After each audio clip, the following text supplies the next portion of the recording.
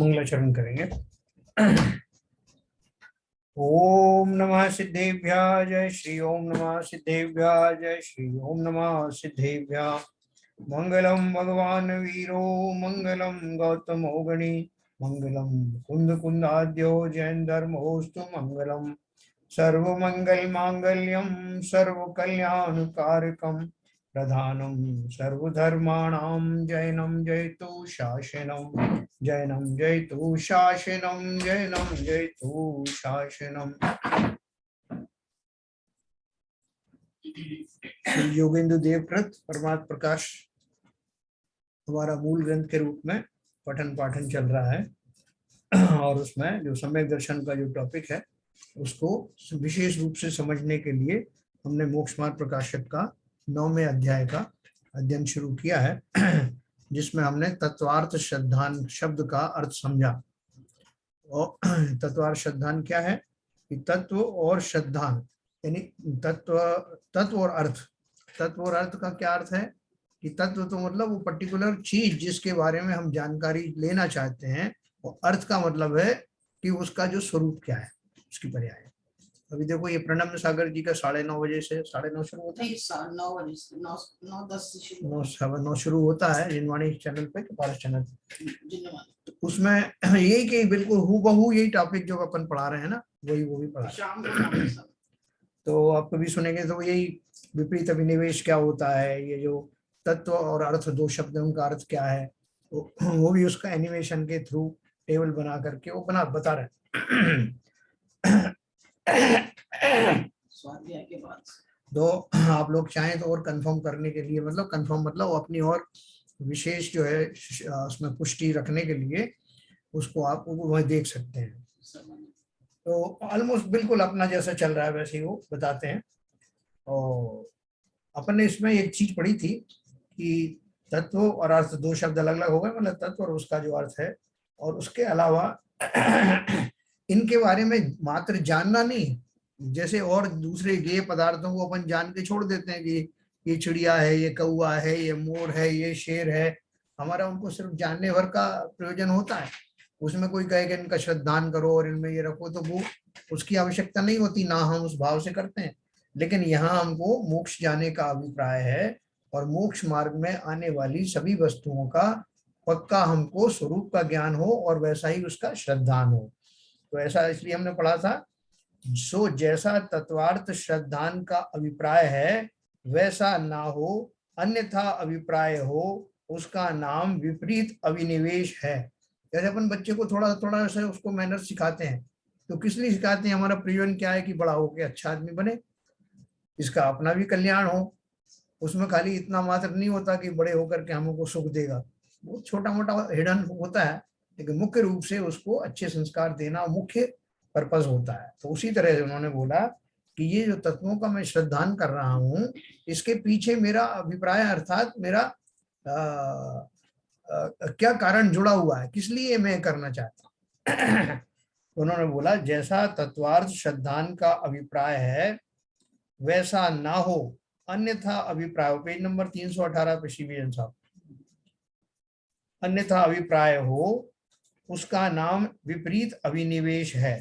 तत्वार्थ श्रद्धान करने का अभिप्राय केवल उनका निश्चय करना मात्र ही नहीं है, तो क्या है वहां अभिप्राय ऐसा है कि जीव अजीव को पहचान कर अपने को तथा पर को जैसा का तैसा माने तथा आश्रव को पहचान कर उसे हे माने। हर एक के पीछे अभिप्राय है कि उसके लिए जानने के बाद उसका क्या करना है ना। जैसे किसी ने बकरी पाली, तो बकरी पाली तो उसका पर्पस था उसके बारे में समझने का कि भाई मैं उसको भली प्रकार से उसका पालन कर सकूं, भली प्रकार से दूध आदि ले सकूं, उसकी डाइट क्या है उसके बारे में जान सकूं, जिससे कि मैं उसको मेंटेन कर पाऊं। तो ऐसे ही एक पर्पस है। यहाँ हमारा पर्पस क्या है कि बोले जीव अजीव को पहचान कर अपने को तथा पर को जैसा का तैसा माने, कि मैं अगर स्वा हूं तो स्वा का अर्थ क्या है, पर का अर्थ क्या है। अपन बोलते साहब वो हमको किसी से शत्रुता नहीं रखनी चाहिए, सबसे मित्रता रखनी चाहिए। अब आदमी मित्रता और शत्रुता में फर्क ही नहीं जाने, तो वो शत्रु में तो मित्रता भाग का जैसा व्यवहार करे और मित्र में शत्रुता का व्यवहार करे। इसलिए उनका स्वरूप जानना पड़ेगा ना कि उनका अर्थ क्या है। तो इसलिए अपने को तथा पर को जैसा का तैसा माने तथा आश्रव को पहचान कर उसे हे माने। कौन सा आश्रव है? जो रागादि भाव आते हैं, खोटे भाव आते हैं, इवन शुभ भाव भी आते हैं, तो वो सब आश्रव की कैटेगरी में आते हैं। और सभी तरह के आश्रव को हमको छोड़ना है अल्टीमेटली। भले ही जो पुण्य आदि है वो इस भूमिका में नहीं छोड़े जा सकते, लेकिन अल्टीमेटली उनको छोड़ना ही पड़ेगा, क्योंकि वो हमारे शुद्ध भावों में नहीं आते। इसलिए उनका एक दोनों को मिला के लिख दिया, आश्रव भाव को पहचान कर उसे हे माने तथा बंध को पहचान कर उसे अहित माने तथा संवर को पहचान कर उसे उपादेय माने तथा निर्जरा को पहचान कर उसे हित का कारण माने और मोक्ष को पहचान कर उसको अपना परम हित माने। ऐसा तत्वार्थ श्रद्धान का अभिप्राय है ना। और अगर उससे उल्टा अभिप्राय होगा तो उसका नाम विपरीत अभिनिवेश कहलाता है। सच्चा तत्व श्रद्धान होने पर इसका अभाव होता है। मतलब सच्चा श्रद्धान हो गया तो विपरीत तो चली गई, सम्यक दर्शन हो गया तो मिथ्या दर्शन चला गया। फिर वो बोलते हैं अथवा किसी के आभास मात्र तत्वार्थ श्रद्धान होता है परंतु अभिप्राय में विपरीत पना नहीं छूटता। जैसे हम लोग हैं, अभी अपन अपनी बात करें, हम लोगों को क्या है कि तत्व श्रद्धान तो है साहब, हम देव का स्वरूप भी समझते हैं, शास्त्र का, गुरु का, 7 तत्वों के नाम पता है हमको, 9 पदार्थों के नाम पता है, और जैसी परिभाषा लिखी वैसी हम जानते भी हैं। दोबारा रिपीट करेगा कोई तो हम बता देंगे कि हमको पता है सब। लेकिन हमारे पता होने में और श्रद्धान होने में क्या फर्क है? हमारा पता होना एक आभास जैसा है, हम सोचते हैं हमको भी पता है। और जो श्रद्धानी होता है, जो सम्यक दर्शन वाला होगा, उसको भली भांति उनका स्वरूप समझ में आएगा, भाव समझ में आएगा, है ना। मैंने आपको एक बार एक उदाहरण दिया था ना कि जैसे छोटे बच्चे को कहा कि भैया तेरी माँ जो है वो गुजर गई है, मर गई, तो बच्चा जो है वो खड़ा रहा, उसको कुछ फर्क नहीं पड़ा। तो फिर उसको कहा, 2-3 लोगों ने कहा भैया तुमने सुना तुम्हारी माँ खत्म हो गई? तो उसने कहा सुन तो लिया, इतने लोग तो बोल रहे हैं, आप बार बार क्यों ये बात कह रहे हो? बार बार इसलिए कह रहे हैं कि तूने असली अच्छी तरह से उसका मर्म समझा नहीं इस कथन का कि माँ की मरने का क्या अर्थ होता है। नहीं तो तू ऐसा सामान्य बन के खड़ा नहीं होता, अब तक तो चिल्लाने लगता। मतलब क्या कि शब्द सुनने मात्र से वो कनेक्टिविटी उस भाव की नहीं हुई तो वो श्रद्धान पक्का नहीं हुआ। उसी तरह से यहाँ हमने सब तत्वों के बारे में जान लिया, देवशाद गुरु के बारे में जान लिया, लेकिन देव के सामने जाने पर जैसी श्रद्धा का उबाल आता है, उफान आता है, श्रद्धा से मैं ओतप्रोत हो जाता हूँ, उनके गुणों में नतमस्तक हो जाता हूँ, ऐसा भाव कहाँ आता? जबकि सम्यक दृष्टि उनके सामने प्रविष्ट होते ही उन गुणों से उनके प्रति नतमस्तक हो जाता है ना। मैं बार बार कहता हूँ, अपन जो शांति धारा और जो करते हैं ना अभिषेक, हमारे अभिषेक शांति धारा में और एक सम्यक दृष्टि करने में बहुत फर्क है। वो उनको इसलिए करेगा, उसको बहुमान आएगा, ओ 3 लोग के नाथ हैं, आज मुझे स्पर्श करने का एक बहाना मिला है, इनको 3 लोग के नाथ की कितना जो है वो सत्कार किया जाए उतना कम है। तो उस सत्कार के प्रतीक रूप उनके मस्तक पर जो धारा की जाती है उसमें वो भावों से बह जाता है। हमारे भाव कहाँ होते हैं ऐसे? हम तो उसको क्रिया मात्र समझते हैं। अगर वैसे भाव से करे तो अतिशय पुण्य का बंध होता है। वो हम कर नहीं पाते, लेकिन करना है। उन्हीं क्रियाओं को करते हुए मैं पीछे क्यों रहूं, मैं घाटे का सौदा क्यों करूं? उन क्रियाओं को करते हुए अब मुझे भी सातिशय पुण्य का ही सृजन करना है, उन जैसा ही बनना है। इस भाव के साथ वैसा पुण्य का बंध अपने आप होता है। पुण्य बंद करने के भाव से भी मत जाना, सहज में ही होता। अभिप्राय में विपरीत पना नहीं छूटता। किसी प्रकार से पूर्वोक्त अभिप्राय से अन्यथा अभिप्राय अंतरंग में पाया जाता है तो उसको सम्यक दर्शन नहीं होता, है ना। अगर दूसरे पर्पज से कर रहे हैं, भाई साहब मैं तो इसलिए कर रहा हूँ इनको जानने के लिए कि अगली सभा में मुझे कोई पूछेगा तो मैं पढ़ के सुना दूंगा जो मैंने सुना है, तो लोग मुझे पंडित मानने लगेंगे। ऐसे अभिप्राय की वजह से मैंने उसकी बहुत व्याख्या सही समझ लिया, तो बोल रहे हैं उससे आपका जो अभिप्राय उल्टा होने से काम बनने वाला नहीं है। जैसे द्रव्यलिंगी मुनि जिन वचनों से तत्वों की प्रतीति करे, है ना, परंतु शरीर आश्रित क्रियाओं में अहंकार तथा पुण्य आश्रम में उपादेयपना इत्यादि विपरीत अभिप्राय से मिथ्या दृष्टि ही रहता है।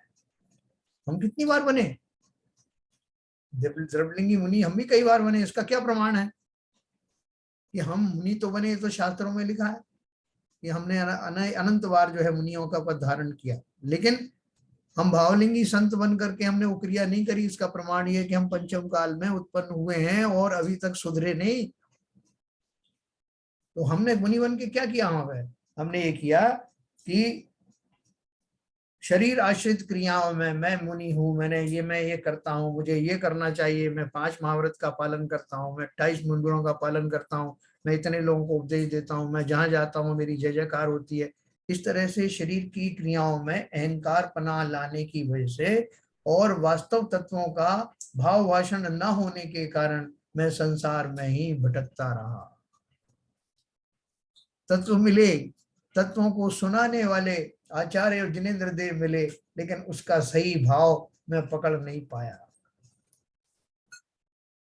और पुण्य आश्रम में उपादेयपना, देखो अपन व्यवहार से तो बहुत सारी बातें कहें, भाई साहब पुण्य कमाओ, पुण्य अर्जन करो, लेकिन ये जो शब्द हैं वो एक जन साधारण के लिए कहे जाते हैं। सामान्य जीवों को पाप से निकालने के लिए कहा जाता है कि पुण्य का आश्रव करो, लेकिन पुण्य आश्रव तो किसी प्रकार का करना नहीं ना। पुण्य का बंद करो, आश्रव बंद करना जो है हमारे लिए हितकारी है क्या?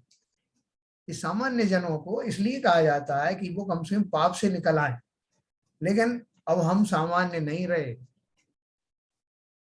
अब हमें ये भी समझ में आ गया कि ऐसा कहा जाता है व्यवहार दृष्टि से, लेकिन वास्तव में तो मैं जब मोक्ष जाऊंगा तो मुझे पाप तो पाप, पुण्य को भी यहीं छोड़ना पड़ेगा।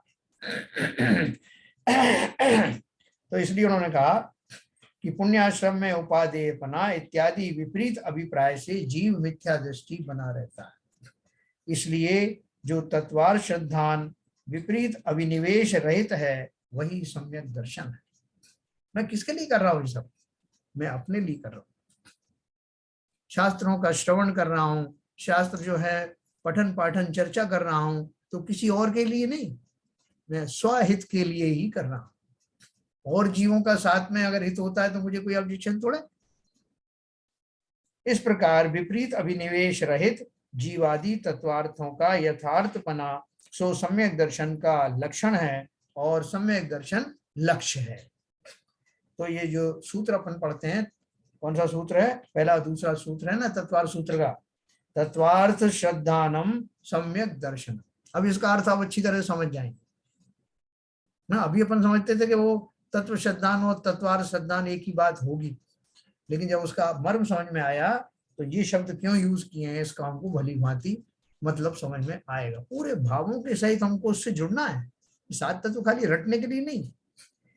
तथा सर्वार सिद्धि नामक सूत्रों की टीका है, उसमें तत्वाधिक पदार्थों का अर्थ प्रकट लिखा है और साथ ही तत्व कैसे कहे सो प्रयोजन लिखा है। सर्वार सिद्धि टीका है ना तत्वार सूत्र ग्रंथ की, पूज्यपाद स्वामी ने लिखी है। अभी 1 बजे से रोज प्रमाण सागर जी उसको दोपहर को भारत चैनल पे, अजनवाणी चैनल पे वो कल से शुरू किया उन्होंने। उसके अनुसार यहाँ कुछ कथन किया है ऐसा जानना, तथा पुरुषार्थ सिद्धोपाय में भी इसी प्रकार कहा है। ये अपन पढ़ चुके ना पुरुषार्थ सिद्धोपाय। जीवा जीवादीनाम तत्वार्थानाम सदैव कर्तव्यम श्रद्धानम विपरीत अभिनिवेश विविक्तमात्म रूपम तत्, है ना। विपरीत अभिनिवेश से रहित जीव अजीवादि तत्वार्थों का श्रद्धान सदा काल करना योग्य है। विपरीत अभिनिवेश का अर्थ मैंने बताया को विपरीत भाव के साथ ना हो करके सही भावों से जीव अजीव का श्रद्धान करना, सब जीव अजीव आदि तत्वों का तत्व अर्थों का श्रद्धान करना योग्य है। यह श्रद्धान आत्मा का स्वरूप है, दर्शन मोह उपाधि दूर होने पर प्रकट होता है, इसलिए आत्मा का स्वभाव है। देखो, ये जो मेरा श्रद्धान है मुझे बाहर से कहीं से लाना नहीं। जैसे ही मेरे मोहादि जो है वो एक चौकड़ी भी चली जाती है, अर्थात दर्शन मोहिनी चला जाता है, अनंतानंदी साथ में जाती है, तो जैसे ही वो जाती है और जब मुझे वो मतलब मोह उस कैटेगरी का निकल जाता है, तो अपने आप ही आत्मा का सही श्रद्धान हो जाता है। आत्मा का ही क्यों, सभी द्रव्यों का सही भाषा में, सही मीनिंग में उसका श्रद्धान हो जाता है। चतुर्थादि गुण स्थान में प्रकट होता है। चतुर्थादि गुण स्थान में प्रकट होता है अर्थ क्या है, जिस समय ऐसा वातावरण बनता है कि मेरा मोहादि दर्शन मोहिनी का उपशम हो जाता है, उस काल में जो अवस्था होती है वही चतुर्थ गुण स्थान है। मैं भी पहले गुण स्थान में हूं, अभी चौथे में आ जाऊंगा। पश्चात सिद्ध अवस्था में भी सदा काल इसका सद्भाव रहता है, ऐसा जानना। जो सम्यक दर्शन मैंने चतुर्थ गुण स्थान में प्राप्त किया, या जिसके कारण चतुर्थ गुण स्थान आया, वो सम्यक दर्शन सिद्ध बन जाऊंगा जब भी बना रहेगा, मिथ्यादर्शी थोड़ी हो जाऊंगा। अब देखो, इसमें एक अच्छा टॉपिक आ रहा है, इसको समझना। तत्वार्थ श्रद्धान लक्षण में अव्याप्ति, अतिव्याप्ति और असंभव दोष का परिहार। अपन ने इनकी परिभाषा तीनों की पढ़ ली थी। अब उनको घटित करते हैं कि ये आपको परिभाषा क्यों पढ़ाई गई थी। तत्वार्थ श्रद्धान लक्षण में अव्याप्ति, अतिव्याप्ति और असंभव दोष का परिहार। यहाँ प्रश्न उत्पन्न होता है कि तिर्यंच आदि तुच्छ ज्ञानी कितने ही जीव 7 तत्वों का नाम भी नहीं जान सकते, उनके भी सम्यक दर्शन की प्राप्ति शास्त्र में कही है। इसलिए आपने तत्वार्थ श्रद्धानपना सम्यक का लक्षण कहा, उसमें अव्याप्ति दूषण लगता है। तो क्या बोलना है कि आपने जो लक्षण बताया सम्यक दर्शन का, वो उन पर तो लागू होता नहीं, तो अव्याप्ति नाम का दोष आया कि कुछ पे तो लागू हो रहा है वो, कुछ पे लागू नहीं हो रहा है।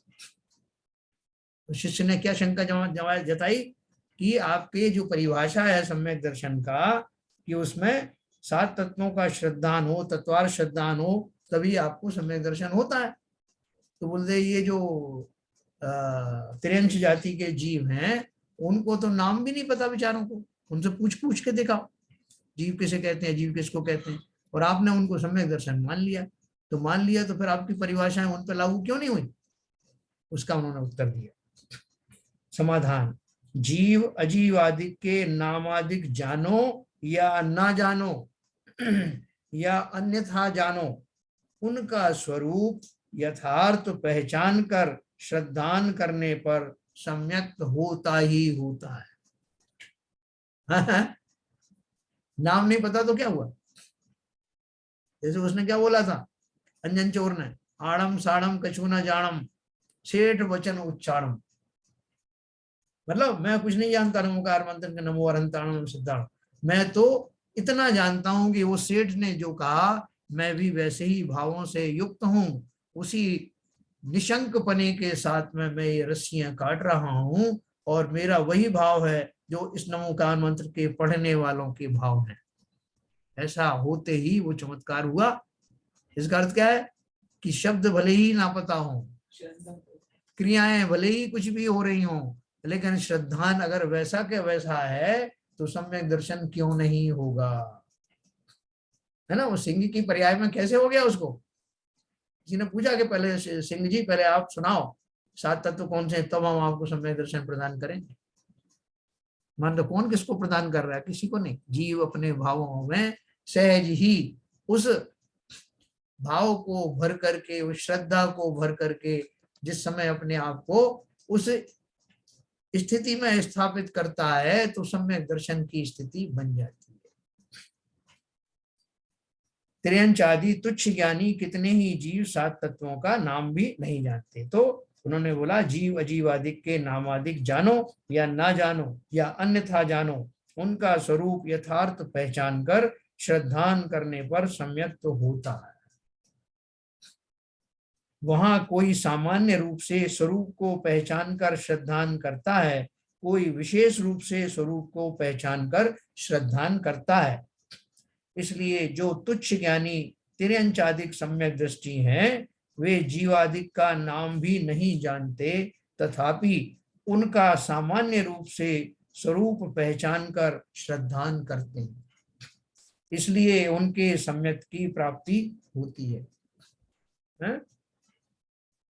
जैसे कोई त्रियंच अपना तथा औरों का नाम अधिक तो नहीं जानता। शेर से पूछो आप कि भाई साहब आपका क्या नाम है, तो कहेगा शेर। बोले शेर कोई नाम थोड़ी, इतने सारे शेर घूम रहे हैं, आप अपना नाम बताएं। तो वो क्या कहेगा कि मुझे भूख लगी है, मैं आपको खाना चाहता हूं। अब नाम पूछोगे क्या? और वो मैं आपको खाना चाहता हूँ उसका अर्थ क्या है कि मैं ही हूं, मुझे बाकी शेरों से कोई मतलब नहीं।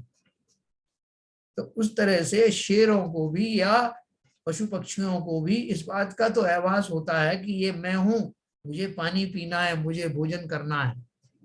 उनको पता रहता ना, इतना आइडेंटिटी उनको भी रहती कि मैं हूं, पर है।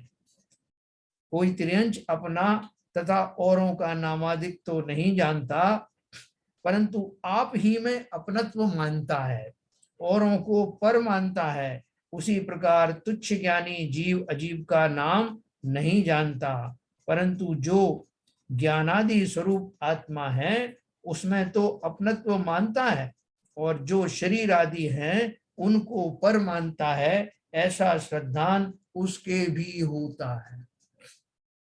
आपने कभी कबूतर को दाना डाला होगा तो आप देखोगे कि बहुत सारे कबूतरों में एक दो मोटे कबूतर आ जाते हैं, वो खुद भी नहीं खाते और दूसरों को नहीं खाने देते। उनका भाव खुद के खाने का तो है, लेकिन दूसरे क्यों खा रहे हैं उनको भगाने में लगा रहता। तो इसका अर्थ क्या है? उसको इस बात का तो ज्ञान है कि मैं हूं और ये पर है। इतना ज्ञान है ना उसको, इसलिए पर कुछ पर समझ करके भगाता रहता है। तो बोल रहे हैं कि ऐसा तुच्छ ज्ञान होने पर भी उन त्रियंचों को इतना भान तो होता है कि मैं अलग हूं, बाकी सब अलग है। ठीक है। और वही ज्ञान जब विशेष रूप से बढ़ता है तो शरीर अलग है, आत्मा अलग है, ये भी भाव उनको प्रस्फुटित हो जाते हैं। तो और जो शरीर आदि है उनको पर मानता है, ऐसा श्रद्धान उसके होता है, वही जीव अजीब का श्रद्धान है। तथा जैसे वही त्रियंच सुख आदिक के नामादिक नहीं जानता है, तथापि सुख अवस्था को पहचान कर उसके अर्थ आगामी दुख के कारण को पहचान कर उसका त्याग करना चाहता है। कोई भी जीव है, जो दो इंद्रिय से वो वाले जीव है ना, उनको आप कोई गर्म चीज रखी हो तो उसके पास उसकी हीट वेव आने से वो समझ जाते हैं कि यहाँ खतरा है, उसके आगे तक जाते नहीं। उनको आगामी दुख का पहले से ही आभास होता है और उससे वो बचते रहते हैं। तो पहचान कर सुख अवस्था को पहचान कर उसके अर्थ आगामी दुख के कारण को पहचान कर उसका त्याग करना चाहता है, तथा जो दुख का कारण बन रहा है उसके अभाव का उपाय करता है। कोई पक्षी जाल में फंस जाते हैं तो उसमें से निकलने के लिए तड़पते ना, क्यों तड़प रहे हो? उसने अंदर दाना भी डाल रखा है उसमें जाल के अंदर में, या जो बॉक्स बनाया है, तो खाओ और मस्त रहो ना। उनको मालूम है कि परतंत्रता किसे कहते हैं, और यहाँ मैं कभी सुखी नहीं रहूंगा, कभी भी मेरे साथ कुछ भी घटित हो सकता है। ऐसे भाव के साथ वो निरंतर उसमें से निकलने का प्रयत्न किया करते हैं। तथा जो दुख का कारण बन रहा है उसके अभाव का उपाय करता है। उसी प्रकार तुच्छ ज्ञानी मोक्ष आदि का नाम नहीं जानता, तथापि सर्वथा सुख रूप मोक्ष अवस्था का श्रद्धान करता हुआ उसके अर्थ आगामी बंध का कारण जो रागादिक आश्रव उसके त्याग रूप संवर करना चाहता है, तथा जो संसार दुख का कारण है उसकी शुद्ध भाव से निर्जरा करना चाहता है। इस प्रकार आश्रव आदि का उसके श्रद्धान है। तो बोल रहे हैं भले ही वो तुच्छ ज्ञानी हो, लेकिन है कौन? सैनी पंचेंद्रीय जीव है। किसी भी असैनी पंचेंद्रीय जीव को ये सम्यक दर्शन नहीं होता। ठीक है ना। तो नारकी भी जो है सैनी समय होते हैं पंचेंद्रीय जीव। तो वो कह रहे हैं कि उस अवस्था में उस जीव को सम्यक दर्शन यानी स्व का पर का स्वरूप भाषित हो जाता है। मैंने आपको एक कथा सुनाई थी ना, वो एक राजा ने वो सर्प को समझ लिया था कि ये मुझे काटने आने वाला है, क्योंकि मैंने इसके साथ में इसकी पूर्व पर्याय में बहुत इसके ऊपर में अत्याचार किए थे। और वो उसको पता लगा करके अवधि ज्ञानी मुनिराज से, और उसकी बामई से लेकर के अपने राजमहल तक का उसमें रेड कारपेट बिछवा दिया, फूलों का स्टेज बिछवा दिया। तो यथा समय में जब वो आया तो उसने हाथ जोड़ के राजा ने कहा कि ये रहे मेरे पैर, शैया से नीचे लटका दिए हैं, नागराज आप अपना बदला लो। मैंने आपके साथ में बहुत अहित किया है, अन्याय किया है, और मैं इसी योग्य हूँ। मैं अपना आप चाहता हूं कि आप अपना बदला पूरा करें और मुझे सजा दें। इतनी बात उसने कैसे समझ ली? सैनी पंचेंद्रीय जीव था, नाग की पर्याय में था, लेकिन उसने इस भाव को भली भांति समझा कि इस जीव ने, भले ही मैंने बदला लेने की भावना से यहाँ आया था, लेकिन आने में कितना कष्ट होता, ककरीली पथरीली जमीन में होके आना पड़ता, मैं छिल जाता पूरा, क्रोध के मारे मुझे ये भी नहीं पता चलता, और फिर मैं इसको खोजता। इसने मेरा मार्ग कितना आसान कर दिया, और स्वयं कह रहा है नहीं तो ये चाहता तो राजा है मुझे ही मरवा देता। इतना उसने विचार किया, और विचार करने के बाद में सिर झुका करके वापस निकल गया। तो जब वो जीव उन क्रोधादि परिणामों के बारे में इतना चिंतन कर सकता है, तो क्या ये चिंतन नहीं कर सकता कि मैं कौन हूँ, ये शरीर आदि क्या है, मैं इस नाग पर्याय में क्यों आया? जब देव बनता है तो देव देखता है, एक बार उसको भाव आता है कि मैं देव पर्याय में क्यों आया, मैंने क्या किया था अच्छा बुरा। नारकी सोचता है कि जब उसको 1000 बिच्छुओं का दंश लगता है पैदा होते ही, तो सोचता है कि मैं इस पर्याय में क्यों आया। ऐसे ही तिर्यंचों को भी उतना ज्ञान अवश्य हो जाता है कि वो अपना प्रकाश श्रद्धान कर सके, नाम आदि जानने की जरूरत नहीं। इस प्रकार उसके भी सप्त तत्व का श्रद्धान पाया जाता है। यदि ऐसा श्रद्धान ना हो तो रागादि त्याग कर शुद्ध भाव करने की चाह ना हो, वही कहते हैं।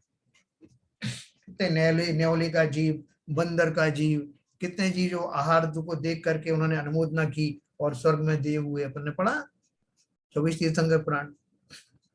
यदि जीव अजीव की जाति ना जानकर आपा पर को ना पहचाने तो पर में रागादिक कैसे ना करें, जो कि हम कर ही रहे हैं।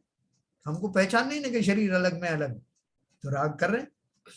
तो लिखा उन्होंने, यदि जीव अजीव की जाति अलग अलग ना जानकर आपा पर को ना पहचाने तो पर में रागादिक कैसे न करें। रागादिक को ना पहचाने तो उनका त्याग कैसे करना चाहे, वे रागादिक ही आश्रव हैं। आश्रव बंद अपन को छोड़ना है ना।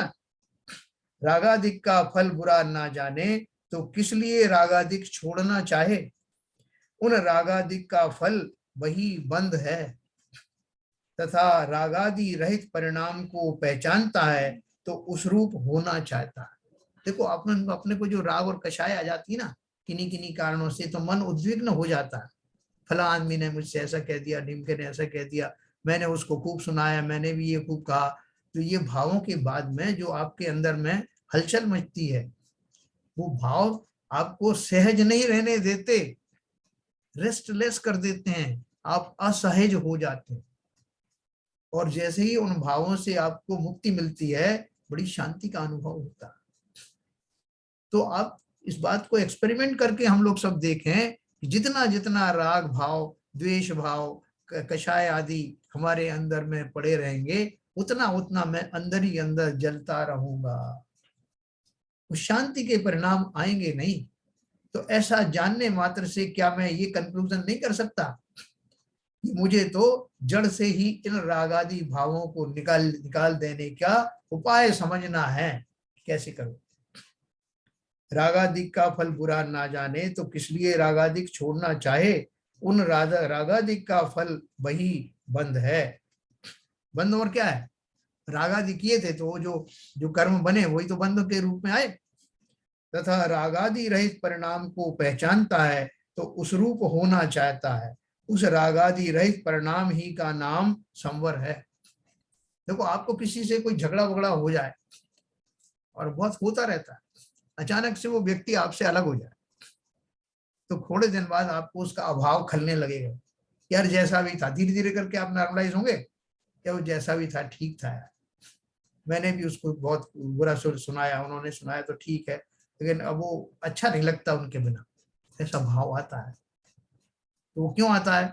जब कषायों का की मंदता होती है तब जीव नॉर्मलाइज होना चाहता है। ये जीव के स्वभाव की मजबूरी है, स्वभाव उसको उस दशा में लाकर ही सुखी बना सकता है। हम जब जब स्वभाव में आते हैं हम सुखी शांत हो जाते हैं। हमने जो कुछ भी पहले किसी के साथ किया है, किसी ने हमारे साथ किया, हम उसको भूल जाना चाहते हैं। तो इसलिए उन्होंने कहा उन रागादि रहित परिणाम ही का नाम संवर है। अब मैं वैसे राग नहीं करूंगा कि प्रतिज्ञा लेने की जरूरत नहीं, अपने आप ही भाव ऐसे बन जाएंगे, वो रागादि होंगे ही नहीं।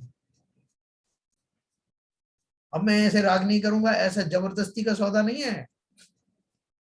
ये कोई ऐसा नहीं कि मैं खाना नहीं खाऊंगा और इतने दिन का जल छोड़ दूंगा। रागादि भाव सहज प्रक्रिया से आते हैं। जब तक कि वो अशुद्धि मेरे चित्त में व्याप्त रही है, तब तक वहां से उठने वाले समस्त भाव रागादि से परिपूर्ण ही होंगे। इसलिए वहां का कचरा साफ कर दो ना, अपने आप ही शुद्ध भाव निकलने लगे। उन रागादि रहित परिणाम का ही नाम संवर है, तथा पूर्व संसार अवस्था के कारण की हानि को पहचानता है, तो उसके अर्थ तपश्चरणादि से शुद्ध भाव करना चाहता है। देखो वो क्या बता रहे हैं कि इनको एक एक को जानने से क्या क्या लाभ हो रहा है। मैंने ये जान लिया कि रागादि जो है यही बंध के कारण है, मैंने ये जान लिया कि रागादि मेरे दुख के कारण है, मैंने ये जान लिया कि उनको रोकना अर्थात संवर करना उनको मुझे शांति में स्थापित करने की गारंटी देता है। और उसके आगे जो मैं निर्जरा करूंगा, किससे करूंगा? तपश्चरणादि के द्वारा मैं सत्ता में बने हुए उन कर्मों की निर्जरा करूंगा। क्यों करूंगा? क्योंकि यही अच्छा है, मुझे खाली करना है अपना बॉक्स।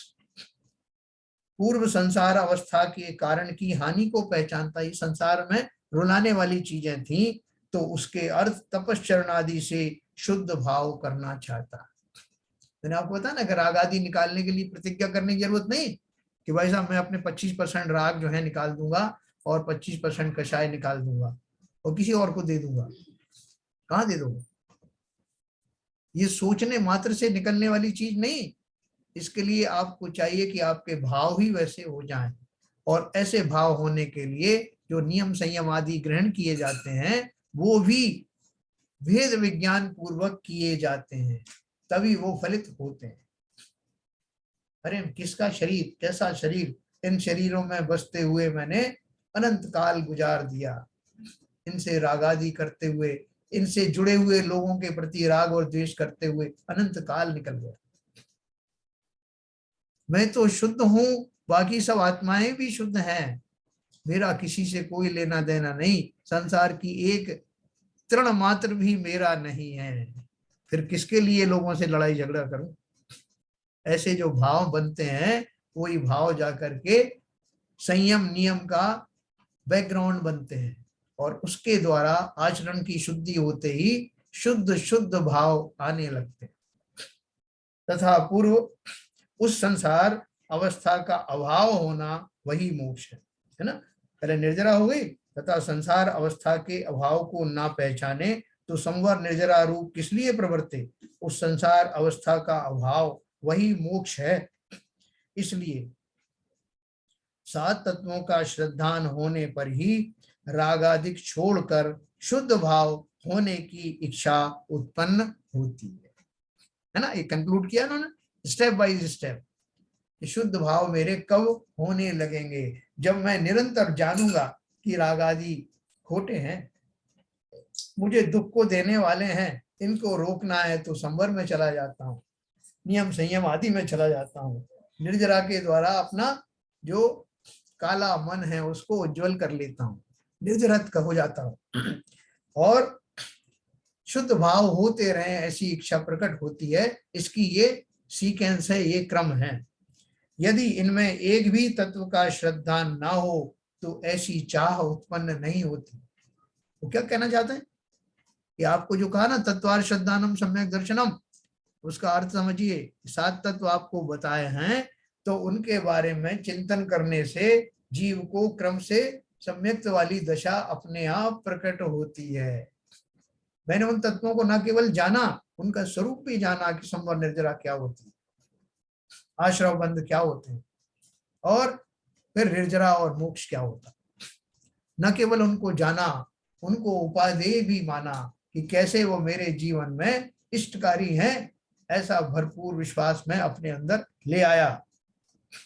तथा ऐसी चाह तुच्छ ज्ञानी तिर्यंच आदि सम्यक दृष्टि के भी होती ही है, इसलिए उसके 7 तत्वों का श्रद्धान पाया जाता है। ऐसा निश्चय करना ज्ञानावरण का क्षयोपशम थोड़ा होने से विशेष रूप से तत्वों का ज्ञान भले ही ना हो, तथापि दर्शन मोह के उपशम आदि से सामान्य रूप से तत्व श्रद्धान की शक्ति अवश्य प्रकट होती है। इस प्रकार इस लक्षण में अव्याप्ति दूषण नहीं है। क्या सिद्ध किया उन्होंने? तत्वार्थ श्रद्धानम सम्यक दर्शनम, ये लक्षण सभी जीवों पर लागू होता है, चाहे वो तिर्यंच आदि संगी पंचेंद्री तिर्यंच ही क्यों ना हो। क्योंकि जिसने उन तत्वों के स्वरूप को समझ लिया है, अब हम मनुष्य हैं तो हम और विशेष रूप से समझ सकते हैं, लेकिन जो मिनिमम जितना समझने की जरूरत है उतना उनको भी श्रद्धान हो जाता है। तो देखो कितनी अद्भुत बात है कि ऐसा श्रद्धान जो तिर्यंचों को भी हो जाता है और उनका भला परंपरा से वो मोक्ष के अधिकारी बन जाते हैं। मैं तो मनुष्य हूँ, सैनी पंचेंद्री हूँ, जैन कुल में जन्म लेने वाला हूँ, विशेष बुद्धि का धारक हूँ, मेरा कल्याण क्यों नहीं होगा। ऐसा विश्वास जनाब अपन थोड़ी चर्चा करेंगे।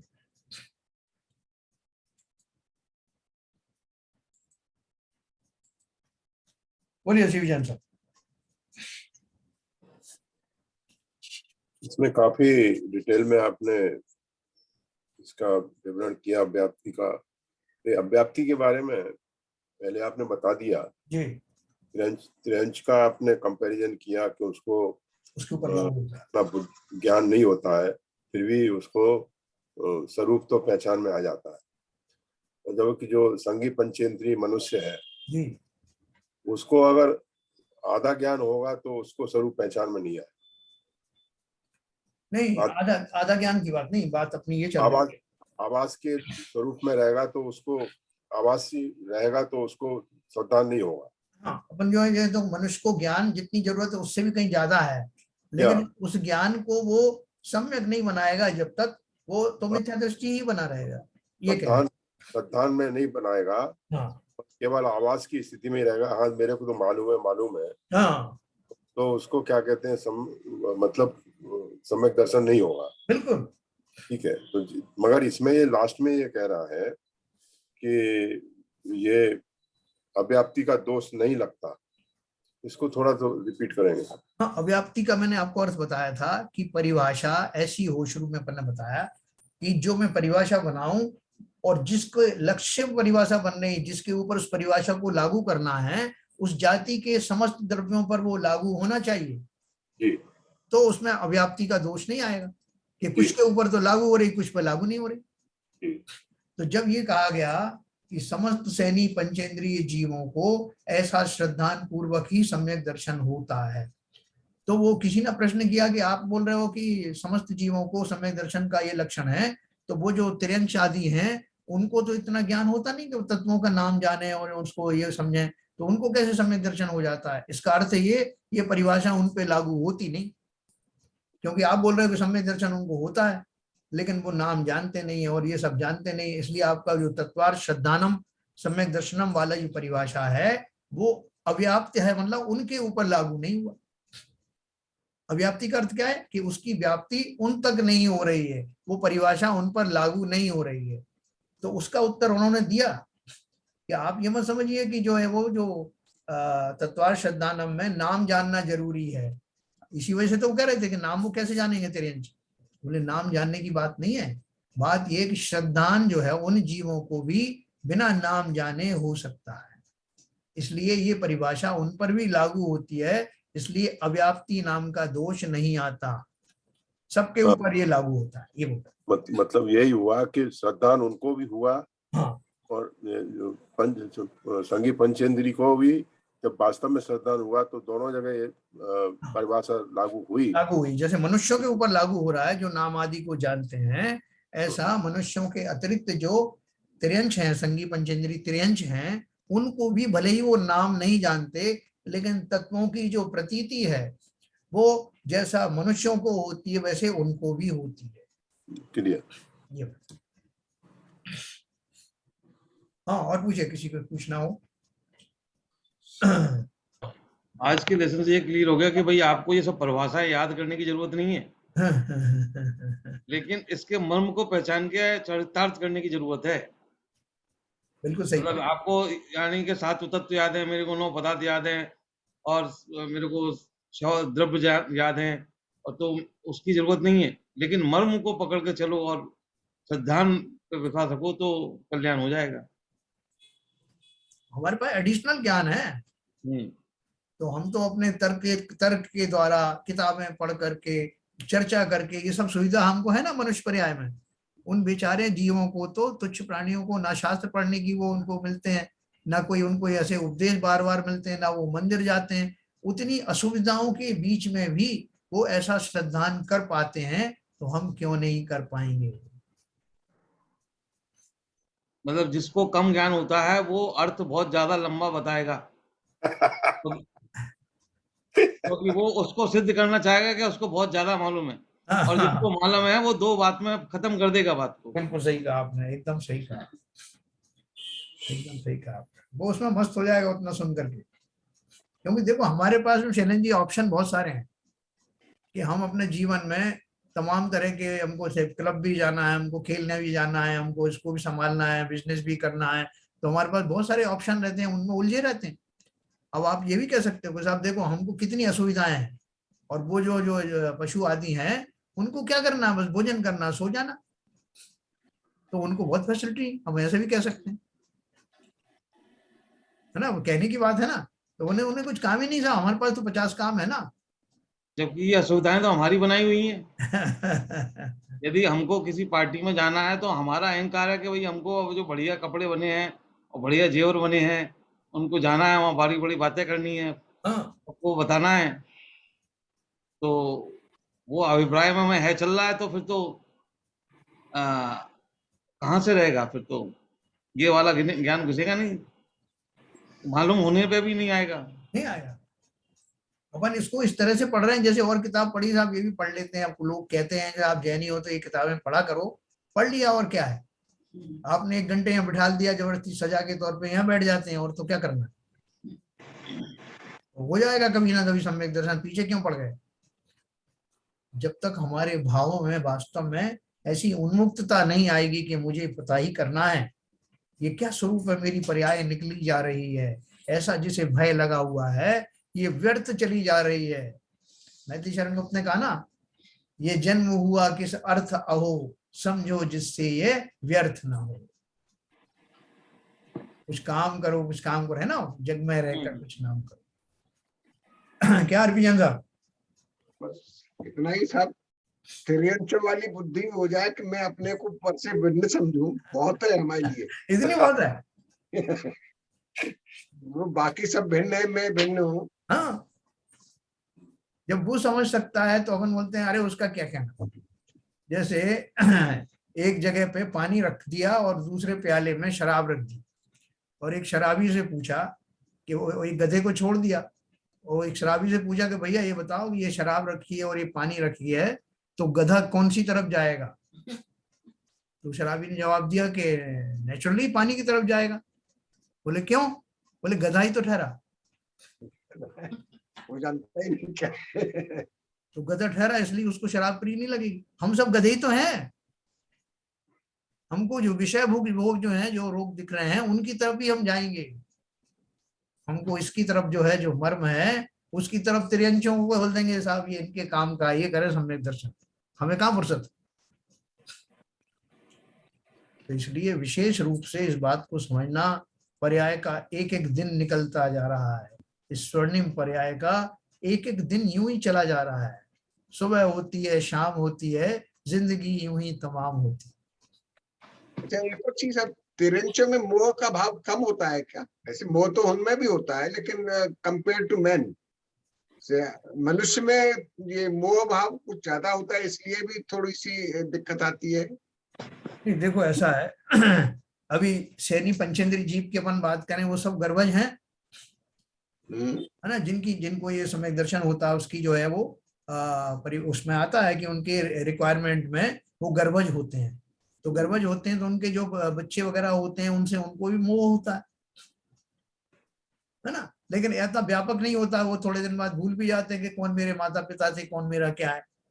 तो आपका कहना कुछ हद तक तो ठीक है कि हम तो बहुत सारे और रिश्ते बना लेते हैं, दूर दूर के, मौसी के, काका के, बहन के लड़के की शादी है।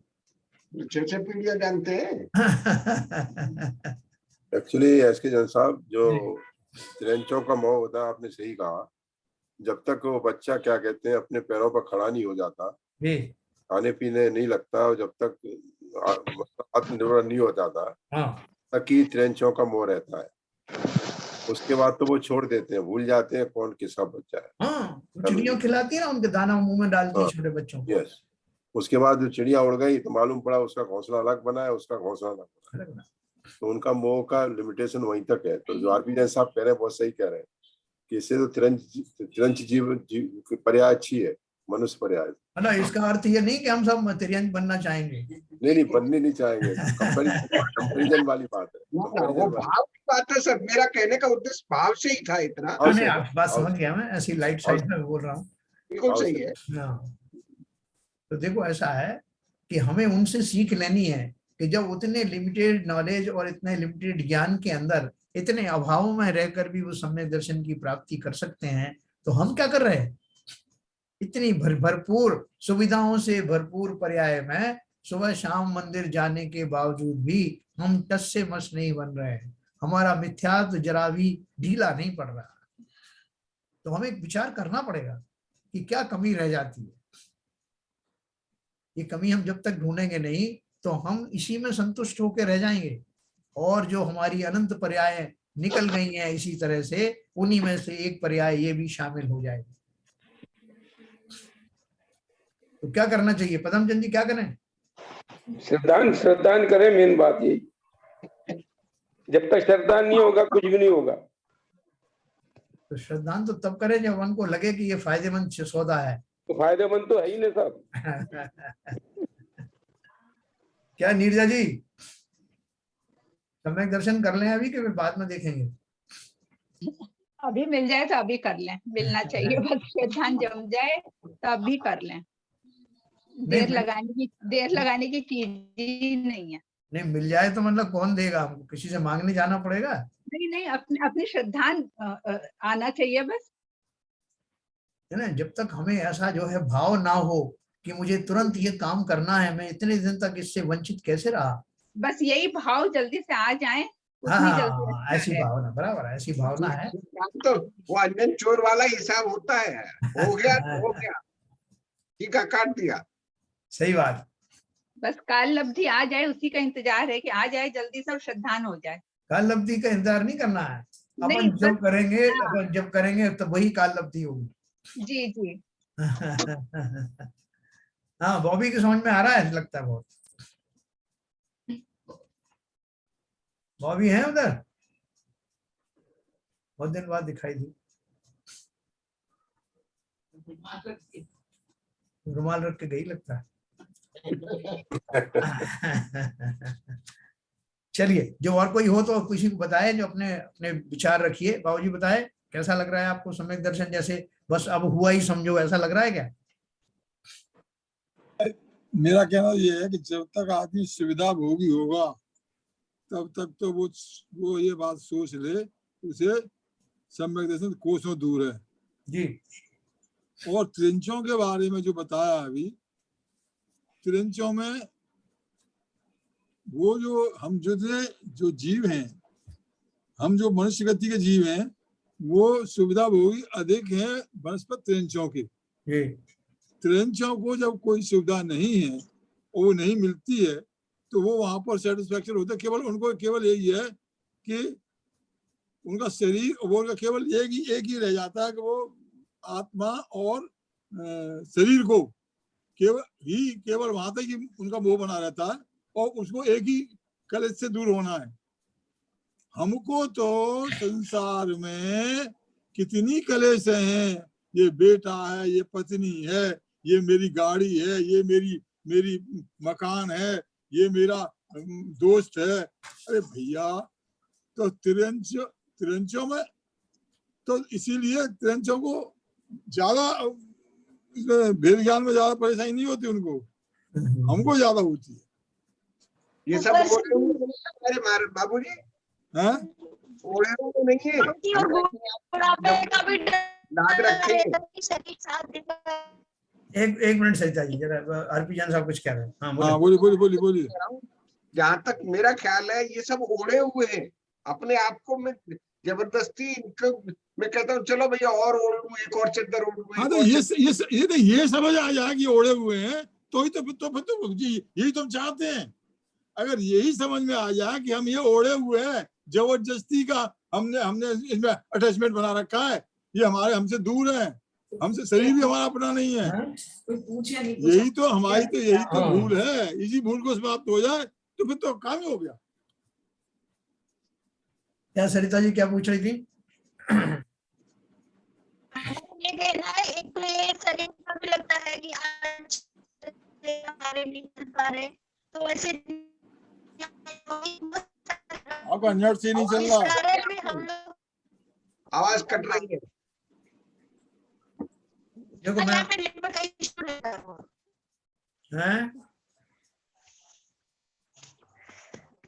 आवाज नहीं आ रही ठीक से, आवाज कट। देखो मैं आपको एक बात और बताऊं, मैंने अपन ने कुछ दिन पहले एक एग्जाम्पल पढ़ा था कि गांधी जी एक ट्रेन से साउथ अफ्रीका में जा रहे थे, तो उनके बगल में बैठे हुए अंग्रेज ने उनसे चिढ़ करके उनको 2 पेज का एक लेटर थमाया, इसमें गालियां भरी हुई थी, और उसमें 2 पेज थे इसलिए अल्पेन लगाया हुआ था। तो उन्होंने वो अल्पेन तो निकाल के लगा लिया अपनी जेब में, जो वो काम की चीज थी, और वो गालियों वाला लेटर उन्होंने सरसरे देख करके और फाड़ करके फेंक दिया। है तो जो काम की चीज थी उन्होंने रख ली। उसी तरह से मनुष्य पर्याय में मुझे बहुत फैसिलिटी है और साथ में विशेष ज्ञान भी है। तो उन फैसिलिटीज के ऊपर से अपना मोह हटा दो और वो अपना ज्ञान जो इतना उत्कृष्ट है उसका उपयोग करो। वो पिन को रख लो वो फेंक दो फाड़ करके। नहीं अभी जानने जो भाई साहब बताए बहुत सही बात बताई।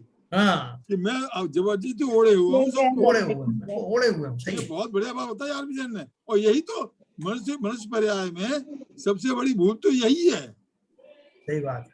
क्या प्रमिला कुछ बोल रही? हाँ अंकल जी, मैं ये बोल रही थी, अभी इतना सब पढ़ रहे हैं, सब कुछ है, सब ज्ञान भी प्राप्त कर रहे हैं, सब नॉलेज भी हो रहा है, सब कुछ हो रहा है, लेकिन उसके बाद भी तो हम आगे नहीं बढ़ पा रहे हैं, तो हमारी कसरत नहीं हो पा रही है। मतलब सब कुछ मालूम होते हुए भी यदि हम वहीं अटके हैं तो अभी तो हमारे अंदर बहुत कमियां हैं।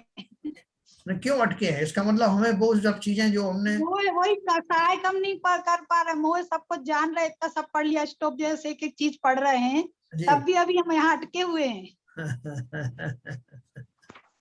तो क्या करना चाहिए अपन को इससे? यहाँ पे मोह काफी प्रबल है एक्चुअली, इसलिए मोह नहीं छूटता है चीजों से। तो किससे बोले कि हमें मोह थोड़ा हमारा कम करवा दे? हम ही को करना है मोह तो कम। शायद रोज रोज सुनते सुनते कहीं किसी दिन हो जाए सब में दर्शन। बिल्कुल सही कहा। इसी आकांक्षा से रोज आ जाते हैं। चल रही है, लेकिन अभी उस तरह नहीं बढ़ पा रहे जिस तरह बढ़ना चाहिए। लेकिन हमारे जो रास्ता सही है कि गलत है? जिस रास्ते पे अपन चल रहे हैं। नहीं, रास्ता तो सही है। रास्ता सही है, इसका प्रमाण ये है कि हमारी कुछ कक्षाएं तो बंद हुई ना, वस्तु का स्वरूप समझ में आने लगा, तो कुछ किंचित तो आया ना। कष्टाय भी कम हुई, परिग्रह भी कम हुआ। हाँ होगा, और सहज में होगा, घबराने की जरूरत भी नहीं, सहज में होगा। और जब होगा उसी को मैं कहूंगा इसकी काल लब्धि आ गई।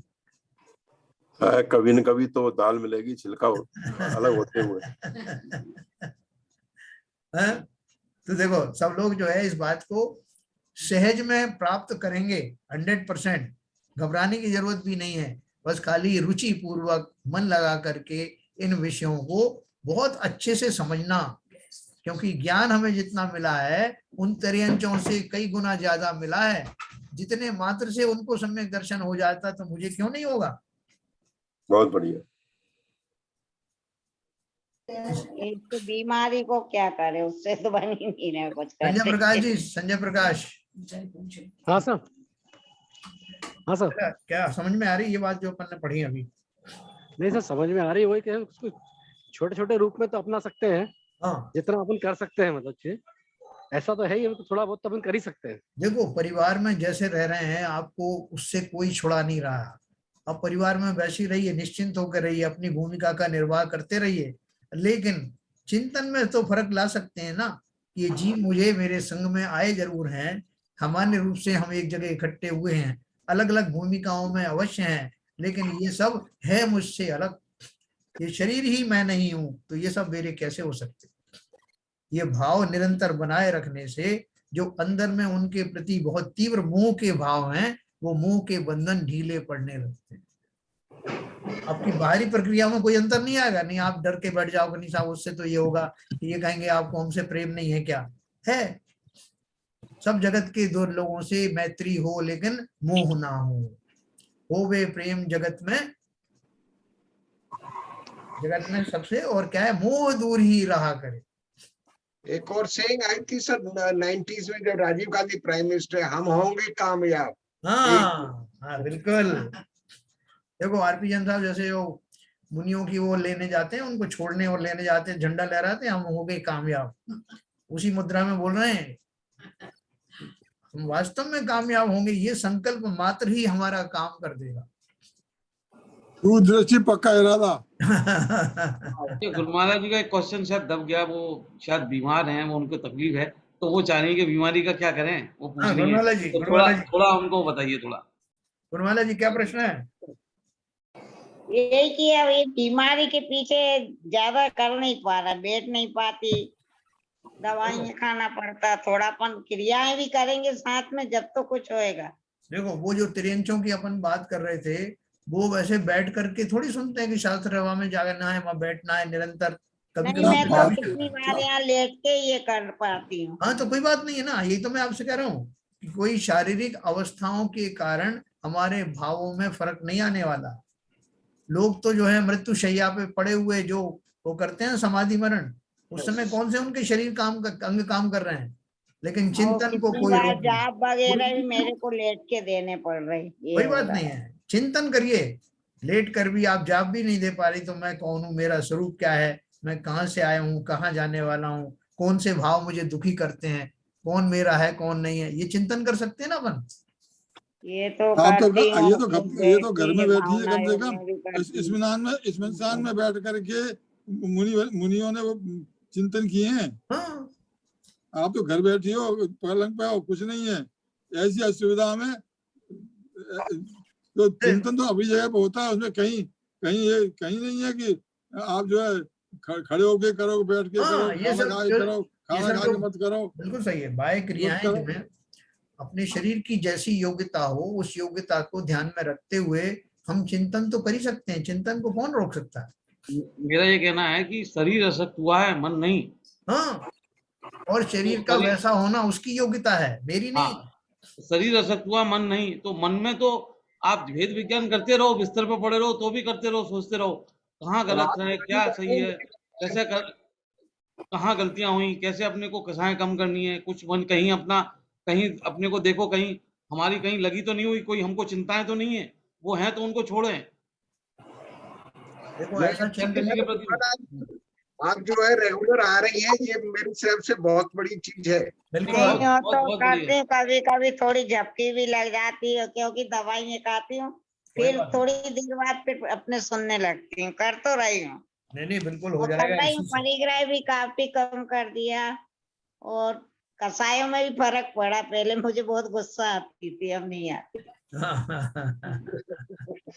पानी आनी भी अपन छन्ना ना धो तो लगता है कितना पानी डोल रहा है, अपन कैसे इसको करें, ऐसा आता है मन में, तो आता है, करना पड़ता लेकिन घर में। बहुत बढ़िया है, ये चिंतन रखने से ही बहुत काम हो जाने वाला है आपका ना।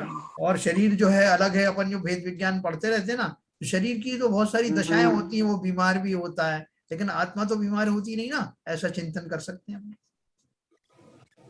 शरीर के माध्यम से। देखो वो तो क्या बोलते हैं, एक हाथ खराब हुआ तो बोलते हैं चलो एक ही हाथ तो खराब हुआ ना, दूसरा तो काम कर रहा है। दूसरा भी खराब हो जाए तो बोले चलो पैर तो काम कर रहे हैं। पैर भी खराब हो गए दोनों, तो ये क्या चिंतन करते हैं कि कम से कम मेरा दिमाग तो काम कर रहा है। ऐसा निरंतर चिंतन करते करते शरीर से आसक्ति बुद्धि को निकाल देना। ऐसा नहीं समझना कि शरीर नहीं। टीवी बहुत देखती थी, अब टीवी में बस सिर्फ धर्म का देखने के बाद वो बिल्कुल बंद हो जाती। सबको बोलते हैं घर में, लेकिन मेरे को, मैं कहती अब अच्छा नहीं लगता, हो रही काफी मतलब फर्क तो आ रहा है जी। नहीं तो ये लगे रहेंगे अपन इस तरह से सहज में, अवश्य ही सबका कल्याण होगा। आज देखो अच्छी संख्या में लोग इकट्ठे हैं, 18-19 लोग हैं, तो सब अपनी अपनी तीर्थ यात्राएं कर करके आ रहे हैं, लगता है धीरे धीरे। तो जिनवाणी स्तुति करेंगे। मिथ्यातम नाश वे को ज्ञान के प्रकाश वे को आपा परभास वे को भानुसी बखानी है। छाहु द्रव्य जान वे को बंद विधि भान वे को स्वपर पिछान वे को परम प्रमानी है। अनुभव बताए वे को जीव के जताए वे को काहू ना सताए वे को भव्य उर्यानी है। जहाँ तहाँ तार वे को पार के उतार वे को सुख विस्तार वे को यही जिनवाणी है। हे जिनवाणी भारती तोय जपू दिन रैन, जो तेरी शरणा गहे सो पावे सुख चैन। जावाणी के ज्ञान ते सूझे लोका लोक, सो वाणी मस्तक धरूं सदा देत हूँ धो। जिनवाणी माता की जय।